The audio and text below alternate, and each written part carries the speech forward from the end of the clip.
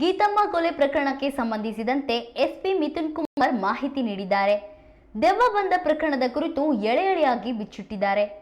ಸುಮಾರು 4.5 ಗಂಟೆಗೂ ಅಧಿಕ ಕಾಲ ಆ ಮಹಿಳೆಯ ಮೇಲೆ ನಿರಂತರವಾಗಿ ಹಲ್ಲೆ ನಡೆಸಲಾಗಿದೆ. ಆಶಾ ಮತ್ತು ಸಂತೋಷ್ ಎಂಬಾತನನ್ನ ಬಂಧಿಸಲಾಗಿದೆ. ಈಗಿನ ಕಾಲದಲ್ಲೂ ಈ ರೀತಿ ನಡೀತಾ ಇದೆ ಅನ್ನೋದು ಶಾಕಿಂಗ್ ವಿಷಯ ಅಂತ ಅವರು ಹೇಳಿದ್ರು.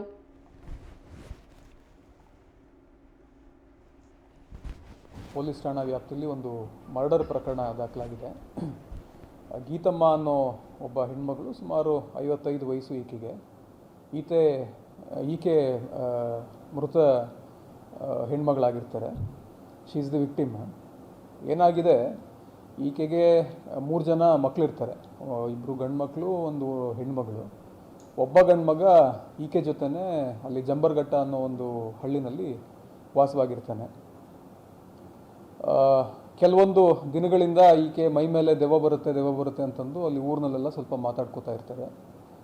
ಅವತ್ತಿನ ದಿನವೂ ಏನು ಇನ್ಸಿಡೆಂಟ್ ಆಗಿದೆ, ಅವತ್ತಿನ ದಿನವೂ ಅಂದರೆ ನಿನ್ನೆ ಸಂಜೆನೂ ಸ್ವಲ್ಪ ಏನೇನೋ ಮಾತಾಡ್ಕೊಳ್ಳಿಕ್ಕೆ ಎಲ್ಲನೂ ಪ್ರಯತ್ನ ಮಾಡೋ ಹಾಗೆ, ಅಂದರೆ ಕೆಲವು ಯಾರೋ ತೀರ್ಕೊಂಡಿರೋರು ನನ್ನ ಮೈ ಮೇಲೆ ಬಂದಿದ್ದಾರೆ ಅನ್ನೋ ಲೆಕ್ಕಕ್ಕೆಲ್ಲನೂ ಮಾತಾಡ್ಕೊಳ್ತಾರೆ ಅಂತಂದು ಮಗ ಹೇಳ್ತಾನೆ. ಸೊ ಅದಕ್ಕೆ ದೆವ್ವ ಬಂದಿದೆ ಅಂತಂದು ನಾವು ಅಂದ್ಕೊಂಡು ಅದೇ ಊರಿನಲ್ಲಿ ಒಬ್ಬರು ಆಶಾ ಅಂತ ಒಂದು ಹೆಣ್ಮಗಳಿರ್ತಾರೆ, ಸುಮಾರು 45 ವಯಸ್ಸು.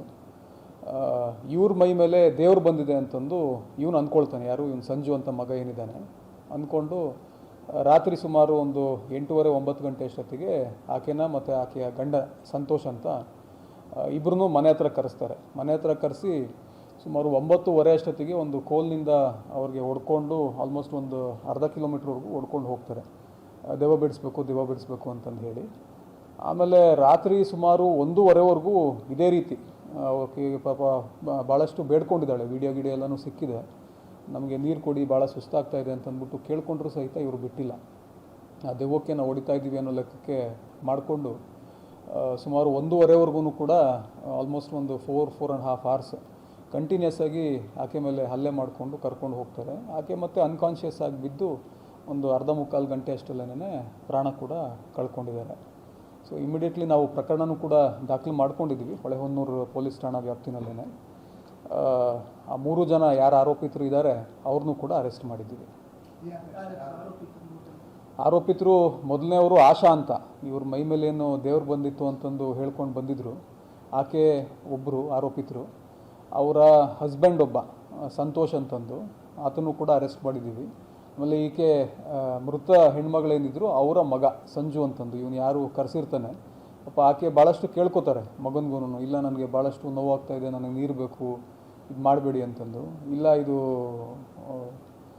ದೆವ್ವ ಹೋಗೋವರೆಗೂ ನಾವು ಹೊಡಿತೀವಿ ಅಂತಂದು ಹೇಳಿ ಈ ರೀತಿ ಒಂದು ಕೃತ್ಯನ ಎಸಗಿರ್ತಾರೆ.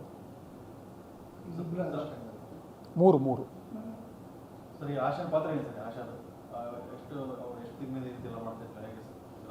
ಈಗ ಬ್ಯಾಕ್ಗ್ರೌಂಡ್ ಚೆಕ್ ಮಾಡ್ತಾ ಇದ್ದೀವಿ. ಮತ್ತೆ ಬೇರೆ ಯಾವ್ದಾದ್ರು ಕೇಸಸಲ್ಲೂ ಈ ರೀತಿ ನನ್ನ ಮೇಲೆ ದೇವ್ರು ಬರುತ್ತೆ ಅಂತ ಹೋಗಿದ್ರ ಅಂತಂದು, ಇದರಲ್ಲಿ ಆಕೆ ಮತ್ತು ಆಕೆ ಗಂಡ ಇಬ್ಬರೂ ಕೂಡ ನನ್ನ ಮೈ ಮೇಲೆ ದೇವ್ರು ಬರುತ್ತೆ ಅಂತಂದು ಹೇಳಿ ಈಕೆಗೆ ಈ ರೀತಿ ಹಲ್ಲೆ ಮಾಡಿದ್ದಾರೆ.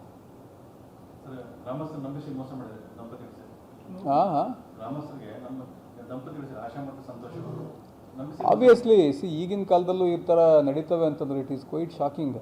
ಅಲ್ಲಿ ಊರಿನವ್ರಿಗೂ ಕೂಡ ನಾವೆಲ್ಲ ಹೇಳಿದ್ದೀವಿ, ಈ ರೀತಿ ನಿಮಗೆ ಮಾಹಿತಿ ಬಂದಾಗ ಪೊಲೀಸ್ ಇಲಾಖೆಗೆ ತಿಳಿಸ್ಬೇಕು. ಈ ರೀತಿ ಎಲ್ಲ ನೀವು ಮೌಢ್ಯಗಳೇನಿರ್ತವೆ ಇದಕ್ಕೆಲ್ಲ ನೀವು ಕಿವಿ ಕೊಡಬಾರ್ದು ಅಂತಂದು ಕೂಡ ಅವ್ರಿಗೂ ಕೂಡ ನಾವು ತಾಕೀತು ಮಾಡಿದ್ದೀವಿ. ಅದನ್ನೇ ಹೇಳಿರೋದು, ಆಕೆ ಮೈ ಮೇಲೆ ದೆವ್ವ ಬಂದಿದೆ ಅಂತ ಹೇಳಿ, ಈಕೆ ಮೈ ಮೇಲೆ ದೇವ್ರು ಬಂದಿದೆ ಅಂತ ಹೇಳಿ ಈ ರೀತಿ ಹಲ್ಲೆ ಮಾಡಿದ್ದಾರೆ.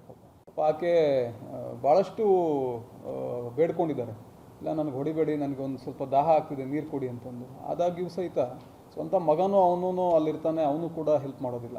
ಇಟ್ಸ್ ವೆರಿ ತುಂಬ ನೋವಾಗ್ತದೆ. ತುಂಬ ಆಲ್ಮೋಸ್ಟ್ ಅದೇ ಥರನೇ ಆಗಿದೆ. ವಿಡಿಯೋ ಮೋಸ್ಟ್ಲಿ ತುಂಬಾ ಇಂಜುರೀಸ್ ಆಗಿದೆ.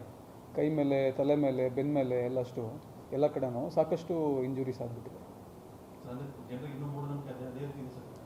ಸಾರ್ವಜನಿಕರಿಗೂ ಕೂಡ ನಾವು ಎಸ್ಪೆಷಲಿ ನಮ್ಮ ಜಿಲ್ಲೆನಲ್ಲೂ ಅದನ್ನೇ ಹೇಳೋದು, ಈ ರೀತಿ ಹಳ್ಳಿನಲ್ಲಿ ನಾವು ದೆವ್ವ ಬಂದಿದೆ ಅಂತ ಹೇಳಿ ಅವ್ರುಗಳಿಗೆಲ್ಲನೂ ಹಲ್ಲೆ ಮಾಡೋದು ಇದು ಯಾವುದು ಕೂಡ ಮಾಡಬಾರ್ದು. ದೇವ್ರ ಮೇಲೆ ನಂಬಿಕೆ ಇದ್ದರೆ ಅವ್ರದ್ದು ವೈಯಕ್ತಿಕ ಇರಬೇಕು, ಅವರ ಪೂಜೆಗೆ ಸೀಮಿತವಾಗಿರಬೇಕು. ಬಟ್ ಬೇರೆಯವ್ರಿಗೆ ಹೋಗಿ ಹಲ್ಲೆ ಮಾಡೋದು ಎಲ್ಲ ಮಾಡ್ತು ಅಂತಂದರೆ ಕಾನೂನಲ್ಲಿ ಇದು ಅಪರಾಧ ಆಗಿರ್ತದೆ. ಈಗ ಇವರು ಅನ್ಯಾಯವಾಗಿ ಒಂದು ಪ್ರಾಣ ಹೋಯಿತು, ಆಕೆಗೆ 3 ಜನ ಮಕ್ಕಳಿರ್ತಾರೆ, ಪಾಪ ಗಂಡ ರೀಸೆಂಟಾಗಿ ತೀರ್ಕೊಂಡಿರ್ತಾನೆ. ಸೊ ಆಕೆನ ಅನ್ಯಾಯವಾಗಿ ಇವರು ಕೊಲೆ ಮಾಡಿಬಿಟ್ಟಿದ್ದಾರೆ.